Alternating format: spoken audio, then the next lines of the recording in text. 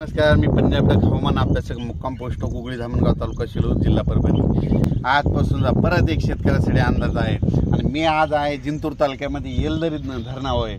आणि तुम्हाला एक सांगू इच्छितो, ह्या येलदरी धरणामध्ये उन्हाळ्यामध्ये 26% पाणी होतं आणि ह्या काल परवाचा जे पाऊस पडला होता त्याच्यामध्ये 4% वाढलं, म्हणजे जवळपास 30-31% वाढलंय। म्हणजे याला आवक यायला सुरुवात झाली। परत शेतकऱ्याला सांगू इच्छितो की आपण मागचा अंदाज दिला होता की राज्यामध्ये जवळपास 14 तारखेला पाऊस सुरू होईल, तर तुम्हाला सांगतो राज्यात पाऊस सुरू झाला, विदर्भात सुरू झाला आणि राहिलेल्या ठिकाणी राज्यामध्ये पूर्व विदर्भ, पश्चिम विदर्भ, दक्षिण महाराष्ट्र, उत्तर महाराष्ट्र, कोकणपट्टी, मराठवाडा या सगळीकडे या भागामध्ये आज 14 तारखेपासून म्हणजे आजपासून बऱ्याच रात्री पावसाला सुरुवात होणार आहे, म्हणून हे अंदाज लक्षात घ्यायचा।